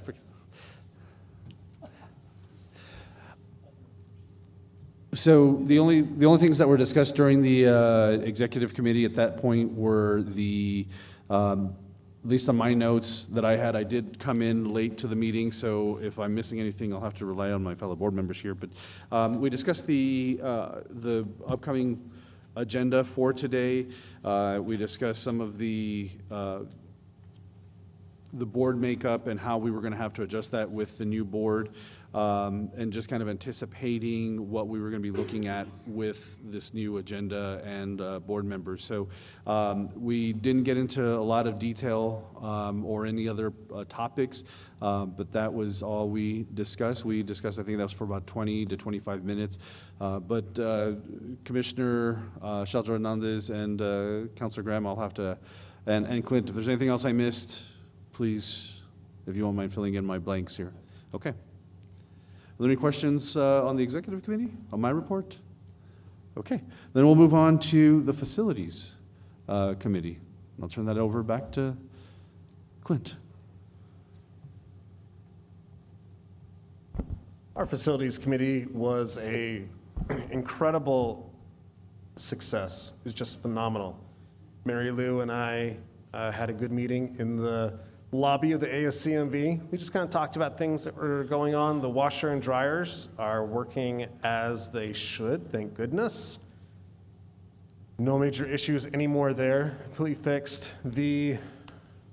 Take this off. The year anniversary of the new center is actually coming to a close here in July. So as you know, all the new buildings have a warranty where you can contact the individual general contractor and they'll have it fixed. Well, that's coming to a close. We still have several things that are outstanding that they still need to work on, not done to our satisfactory. There are also some things that are happening that they're considering regular wear and tear. For instance, the paint inside the kennels where the dogs are in the kennels. I told them repeatedly that we don't want them painted. We don't want them painted. But for aesthetic reasons, they painted them, and now the paint's being wore off because of the dog's claws scratched off. We have some areas where we're finding that they just filled it in with some silicone caulking. And so, of course, the dogs find that weak spot, they dig at it, grab it out. So we've reported those issues. There are some things, again, that are wear and tear. For instance, in our dog pods, they have areas where wood is just a compressed wood with the veneer is on the ground, and they put a rubber base coping around the outside. Well, of course, the wood got wet, swelled, now we have mold. So we've removed all of those out of all 4 dog pod areas, and that's all cost. That was not covered by warranty, and nor will they. So there are some things, we're growing with the new buildings, some things that we're like, oh, dang, we should have, and some other things like, oh, dang, we did. So, but overall, the new building is beautiful, and we're working through it. We did have to purchase some freezers here this last month.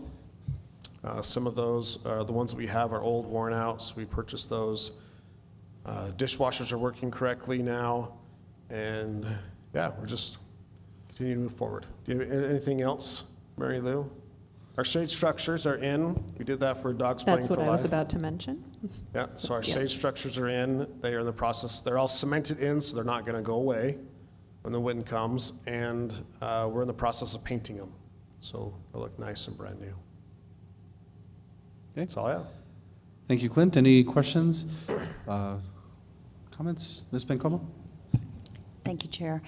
Just wanted to mention also that we have a meeting scheduled on July 29th, I believe, in the morning, to talk about the Animal Service Center facility and preparations that we may need to make in the event of an emergency, power failure, et cetera. We reached out to OEM staff for assistance on that, so glad that we're coming together to have that discussion. Thanks to Clint for also the coordination. Great, thank you. And I saw Board Member Williams, I saw your mic. I just want to chime in that last Thursday, Clint gave me a tour of the new facility. I hadn't been up there yet, and I'm quite impressed by everything that's been done. I remember everything that we did to try and jerry rig and use duct tape to put the old center and keep it working. And so to have the old center be the medical center with some dogs that are still being held there that the public can view and then to see the new center and everything that has gone into that, it's just night and day. That new lobby is quiet. The cats look as happy as I've ever seen cats in a shelter environment. The old shelter was noisy and smelly, and it doesn't smell as bad. You know, some of those odors are deep into the building itself, but it's just night and day. And I couldn't be prouder of our community, the people who voted for that GO bond. They got the bang for their buck up at the Animal Services Center. And when we look at that, that's one of the reasons I want to be on the Facilities Committee. I don't want to see us go into the kind of decline that we saw with the old facility. I want to keep our toes on this one and make sure that we're doing the kinds of things to make it last and to continue to be just a jewel for our community. I really appreciate all the work that went into it. Thank you, Clint. Thank you, Mr. Chairman. Thank you, Board Member Williams, and I think I appreciate you even highlighting, you know, the work that the voters did in voting for that GO bond, and thanks to the City of Las Cruces for, you know, having that on the ballot and the vision for it, because I agree. I think if none of the board members haven't had a chance to have a tour with Clint and the staff, you're spot on. It's a night and day difference, and it really elevates what the team can do with the animals that they have there. So thank you for that. Any other questions, comments on the Facilities Committee? All right. Thank you, Clint.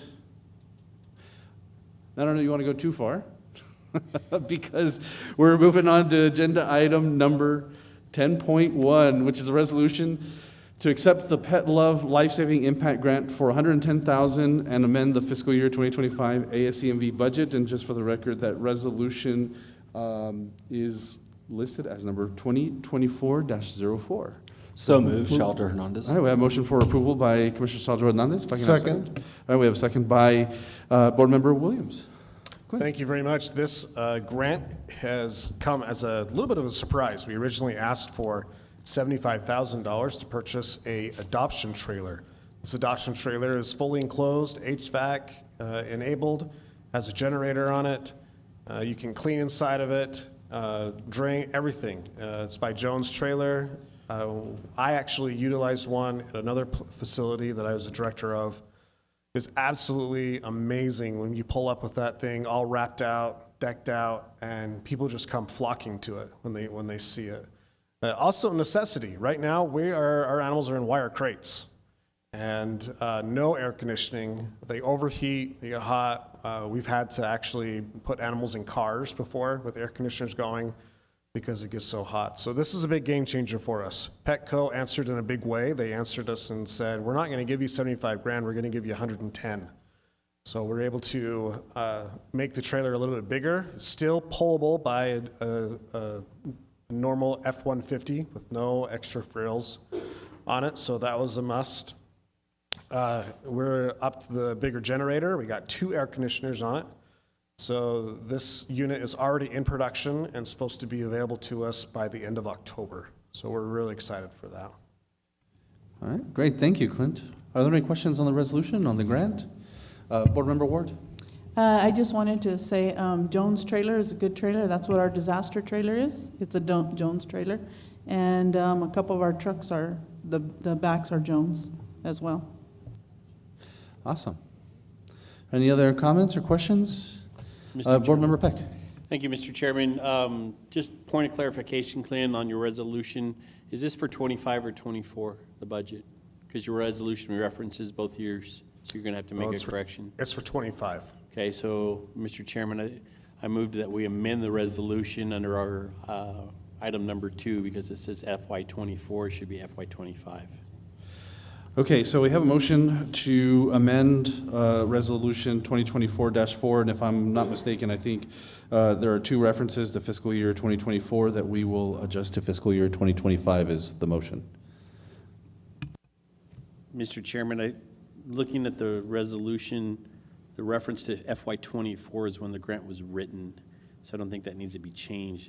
I'm just looking to make the adjustment to the FY25 budget instead of the FY24 budget. Yes, Bernice Navarro. So are you stating the actual number of the resolution, or where it says to amend the FY25 budget? Mr. Chairman, if you go to the resolution under item 2, it says that once approved, a copy of the signed recorded resolution and supporting documentation will be submitted. Last line, it says 2024 budget. Okay, I understand where that change should be, yes. Yeah, not in the number or anything, but in the actual Right, document. right. Okay. It's actually, yes. you're adjusting the FY25 budget, not the 25 FY24 correct. budget. Yes, So- that is correct. I And understand. the grant was written in, or submitted in FY24, so I think that one's okay. Thank you, Board Member Peck, for the clarification. So just so that way everybody's on the same page, the motion is to change under Section 2, the reference to inclusion in the fiscal year 2024 budget. It will now say, it'll be amended to read inclusion in the fiscal year 2025 budget. Okay, can I get a second? Second. All right, second by Board Member Williams. Are there any questions on the amendment? Any public input on the amendment? I just had a quick question. Yes, please. So I know part of the grant is implementing the Petco Love as like the main source of like lost and found animals. I know that both the website has been updated to direct to report a lost pet and report a found pet through Petco Love. But I know the general is still using like the Shelter Love interface for lost pets. And I did find some discrepancies between what was coming up in the Petco Love and what was coming up on like the Shelter Love page on the website.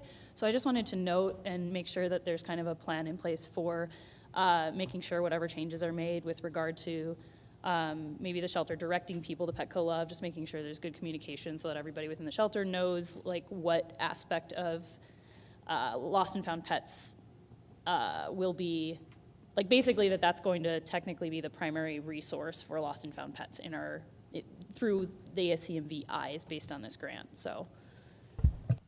Board Member Gates, this grant and the lost and found that you're talking of are two totally separate things. So the Petco Love is Petco's charity arm, and the website you're talking about is Petco Love Lost.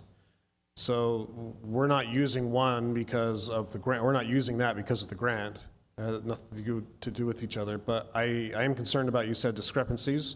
So afterwards, let's get together, or you can email me, whatever you want to do, to show me what those discrepancies are, and we can look at it. Thank you. Okay, sounds good. Thank you, Board Member Gates. Thank you, Mr. Thacker. Are there any other questions on the amendment to change from fiscal year 2024 to 2025? All right. Not hearing and seeing any, so then I'll do a roll call. Board Member Campbell, how do you vote? Yes. All right, Board Member Williams? Yes. Vice Chair Graham? Yes. Board Member Gates? Yes. Board Member Peck? Yes. And Commissioner Sheljo Hernandez? Yes. And I, Chairman Sanchez, I vote yes, and so that amendment is approved, and we're now back to Resolution 2024-04 as amended for consideration. Is there any other comments or questions on that resolution? Any public input on the resolution and accepting the grant? All right, not hearing and seeing any, so we'll take a roll call on Resolution 2024-04 as amended. Board Member Campbell? Yes. Board Member Williams? Yes. Vice Chair Graham? Yes. Board Member Gates? Yes. Board Member Peck? Yes. Commissioner Sheljo Hernandez? Yes. And I, Commissioner Sanchez, vote yes, so that amendment or resolution, is approved as amended. Thank you all for that. All right, then we're on to agenda item 10.2, a resolution number 2024-05 to repeal resolution 2024-01, the State of New Mexico Board of Veterinary Medicine, New Mexico Animal Care and Facility Fund rescinded the award for spay and neuter services. If I can get a motion and a second to begin discussion, please. Move to approve, Graham. Second, Sheljo Hernandez. I have a motion by Vice Chair Graham and a second by Commissioner Sheljo Hernandez. Mr. Thacker. Thank you very much. This unfortunately came to our attention back in March. It's when we finally received the letter that's stating that they are going to take back the money, or I should actually say, we never received the money. They are just going to cancel it. What happened is this is part of they call it the pet food tax, is what they call it. And it's been in litigation ever since pretty much that the law passed. And they had, the other attorneys say that they had no right or no issuance to give that money out because they're still in litigation about it. Also, there were no rules set in place. For instance, what if you don't use all of the money? When is it considered? How long is this considered for? All these rules were not put in place. So the medical board, in their wisdom, stated that it's time to recall all of them. So not only us, it was all of the awardees got that money taken back. So we need to do this resolution to take it out of our system. We never received any funds. It's just paperwork to get it out. Okay, thank you, Clint. Are there any questions on the resolution for consideration? All right, not hearing or seeing any. Any members of the public have any comments on this resolution? Not hearing or seeing any come up. So with that, I'll take a roll call vote. Board Member Campbell. Yes. Board Member Williams. Yes. Vice Chair Graham. Yes. Board Member Gates. Yes. Board Member Peck. Yes. Commissioner Saldro Hernandez. Yes. And I, Chair Sanchez, will vote yes. So that resolution is approved. Awesome. Thank you all. All right, we're on to under agenda item number 11, which is our public input. Are there any members of the public that are here for input? Okay, not seeing anybody here. So we'll move on to chair and board comments. Board, are there any comments, questions, anything else you'd like to say? All right.